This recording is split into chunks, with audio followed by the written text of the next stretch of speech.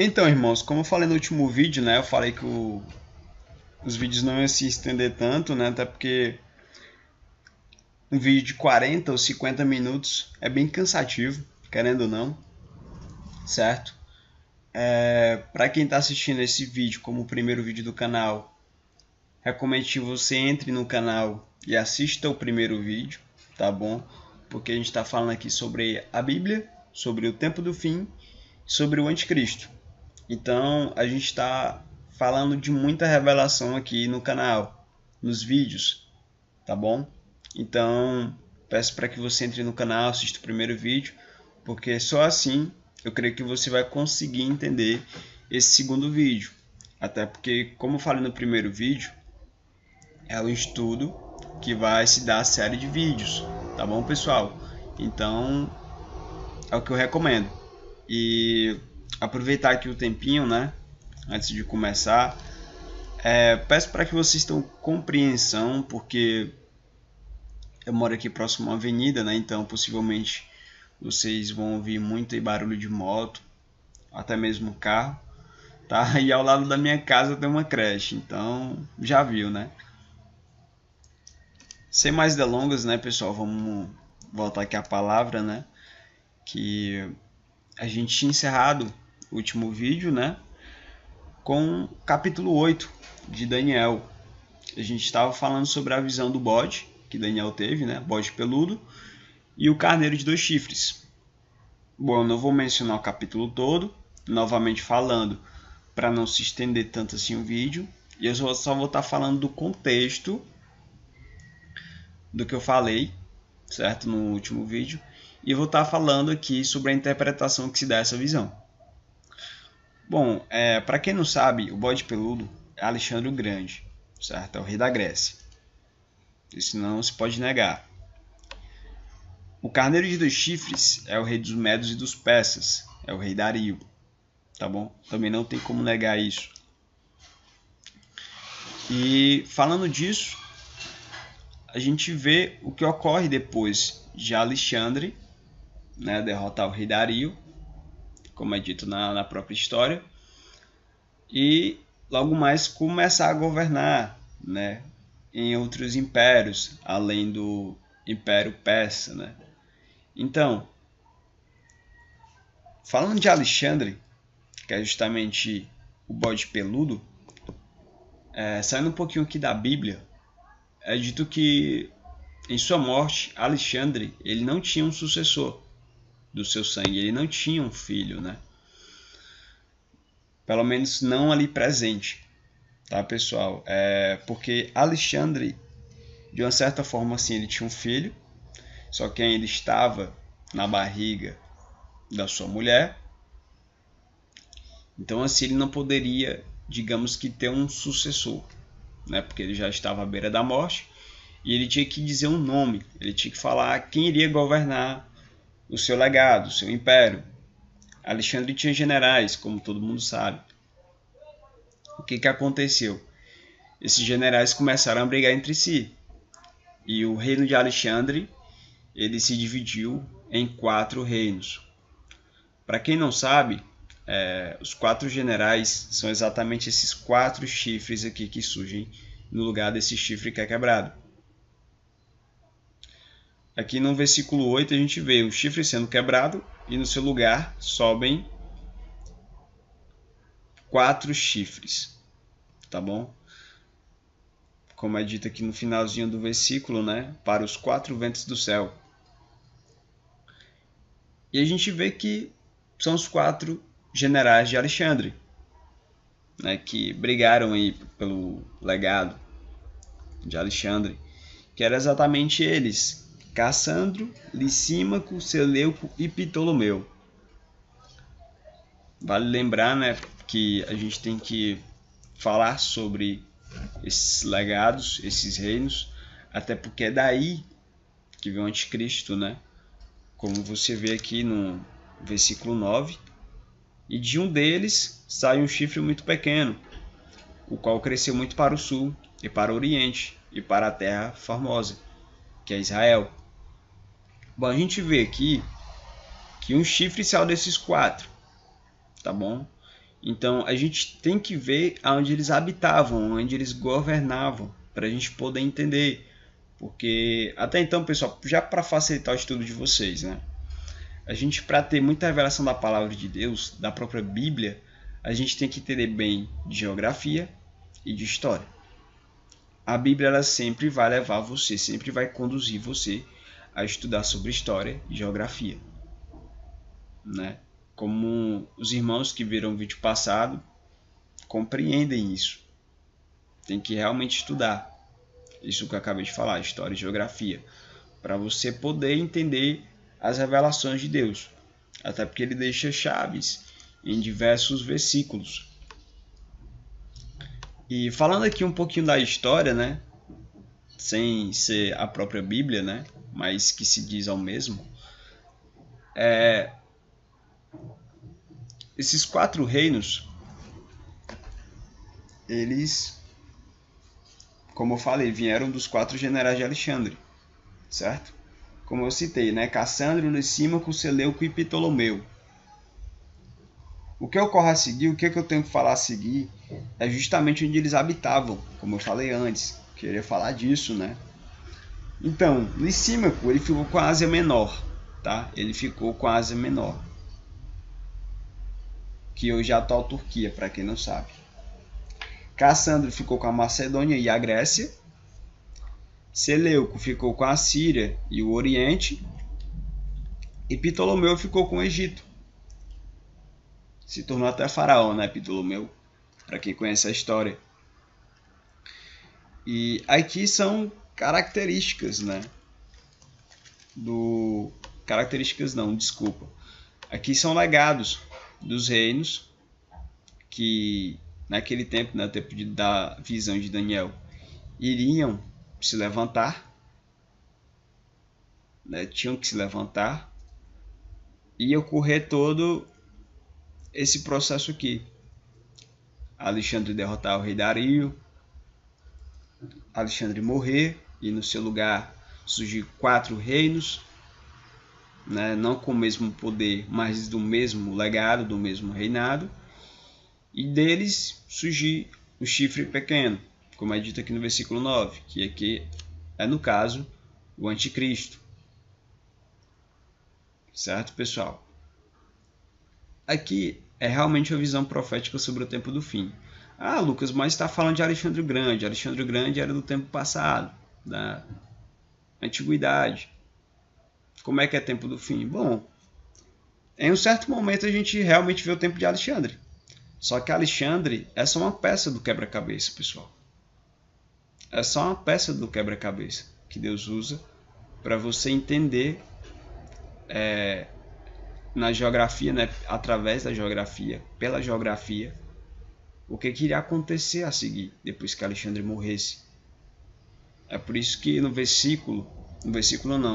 vídeo anterior, eu expliquei por que é citado Meseque e Tubal em Ezequiel 38, sendo que Meseque e Tubal eram os netos de Noé, né? Então isso é um pouco para vocês entenderem, tá bom? Naum, vou ler um pouquinho sobre Naum depois, né? Ainda tenho que ler aqui o capítulo 9 para vocês entenderem um pouco mais dessa profecia, porque Deus deixa umas chaves aqui tremendas, porque ele fala sobre as características do reinado do anticristo, e isso é bastante interessante, até porque isso se diz ao tempo do fim e também complementa a revelação, tá bom, pessoal, que a gente vai ter.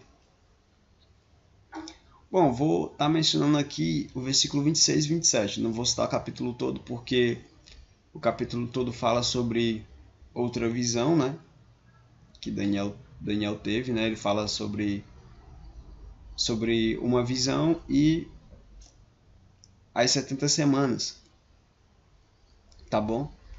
E aqui eu vou citar os 2 versículos chaves que falam sobre as características do anticristo, o que ele faz durante o seu reinado, o seu governo. Vou começar aqui. E depois das 72 semanas será cortado o Messias, mas não para si mesmo.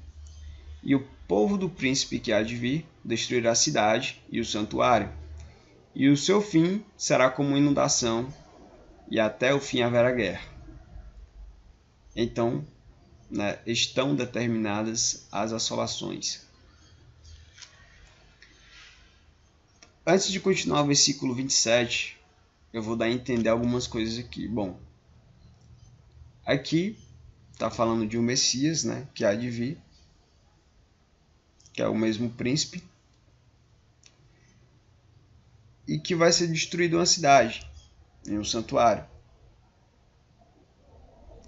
O que ocorre aqui, pessoal, é justamente o que o anticristo vai fazer no tempo do fim. Ele vai destruir uma cidade e um santuário. Para quem não sabe, isso tudo vai acontecer em Israel, certo? Isso tudo aqui se diz respeito a Israel. Tanto que no versículo 27 a gente vê um complemento, E ele afirmará aliança com muitos por uma semana, e na metade da semana fará cessar o sacrifício e a oblação. E sobre a asa das abominações, virá o assolador, e isso até a consumação. E o que está determinado será derramado sobre o assolador, sobre o anticristo.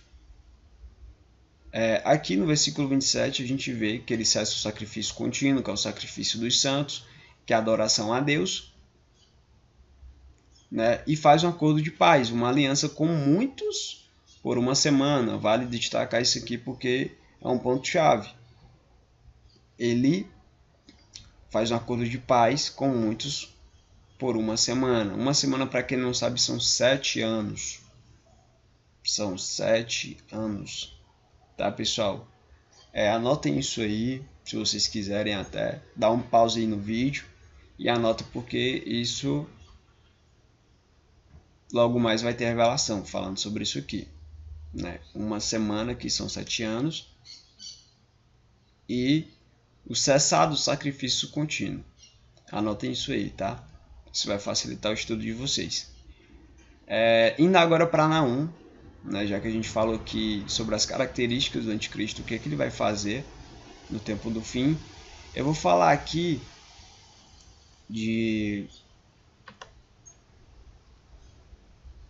do profeta Naum, do profeta Naum, que é um profeta tremendo, que fala sobre o tempo do fim, tá, pessoal?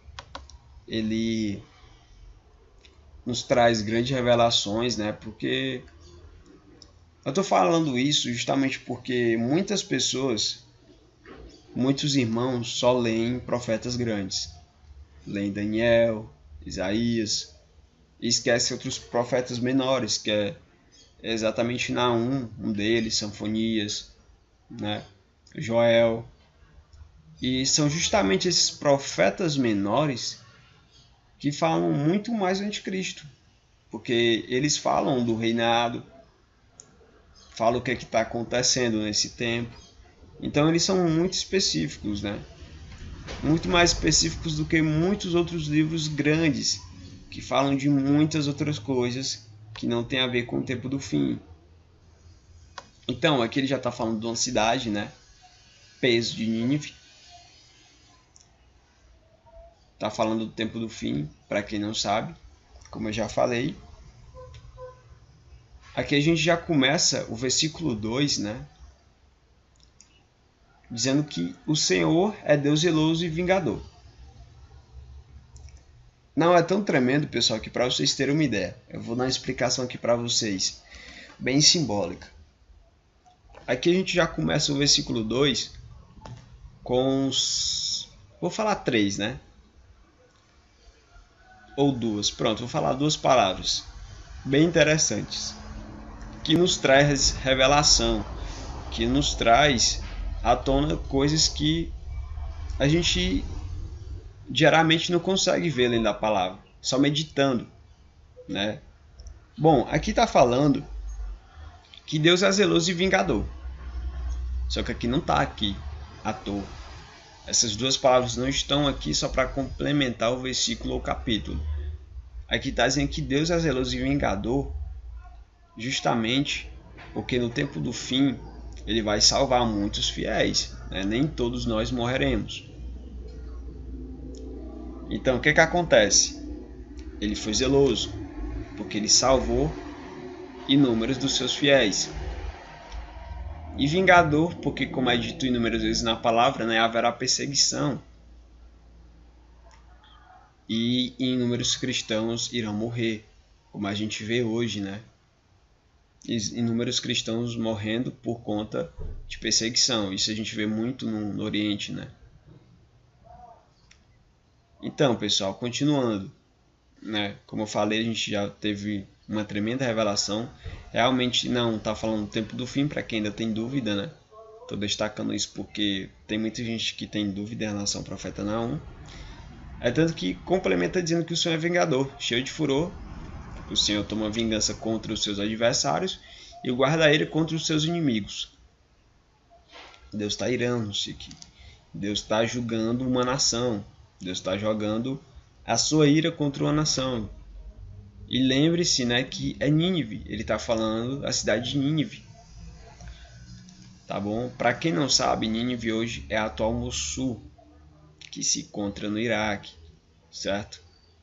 Você pode até pesquisar depois aí no Google, você coloca Nínive, vai aparecer lá dizendo que hoje é a atual Mossul, que fica no Iraque, ela foi edificada. Bom, mas eu vim aqui justamente para falar também sobre um versículo aqui, que é o versículo 11, que também nos traz revelação. De ti sai um que maquinou mal contra o Senhor, um conselheiro vil. Em outras traduções, está dizendo o seguinte, né? De ti sai um homem que maquina um mal tremendo contra o Senhor, um conselheiro de Belial. Bom, pessoal, a gente vê que muita gente hoje maquina mal contra Deus. Muita gente blasfema contra Deus, muita gente não crê na palavra, não crê no próprio Deus, né? Não crê em Jesus como Deus Filho, né? E nega o próprio Jesus. Mas aqui não é um homem qualquer, tá? Eu vou logo dizendo. Aqui não é um homem qualquer. Ele está falando do anticristo. E vale destacar de quem ele está falando. Ele está falando de Nínive, ele está falando de Mossul. Está dizendo, de ti sai um que maquinou o mal contra o Senhor. De Nínive sai um homem que maquina o mal contra o Senhor. Esse homem está aqui, no versículo 11, não é à toa não, pessoal. Porque ele aqui não é qualquer mal que é maquinado, certo? É um mal tremendo, como é dito em outras traduções, certo? E para você ver, né, como a revelação é tão tremenda de um jeito que ele usa Nínive para o tempo futuro, né? Porque imagina ele dando essa visão para o profeta Naum e falando, de ti, ó Mossul, vai sair um homem que maquina um mal tremendo contra Deus. Imagina ele falando isso. Então ele tinha que dizer Nínive, porque era Nínive naquele tempo, ainda não era Mossul, certo? Deus sabia que iria ser edificada, claro e óbvio, com certeza. Só que ele não ia falar Mossul, porque naquele tempo ninguém ia conseguir, né, ter uma revelação lendo e meditando essa palavra. Digamos que iria ficar limitado. Deus é tão soberano, é tão magnífico de um jeito que ele coloca justamente a antiga cidade, porque ele sabia que a gente iria pesquisar, iria saber o que era. E a gente pode pesquisar hoje e ver quem era Nínive, né? E as pessoas daquele tempo não iriam saber o que iria ser Mossul. Tá bom, pessoal? Então vale lembrar isso, vale destacar isso, tá? É uma tremenda chave que a gente vê aqui na revelação,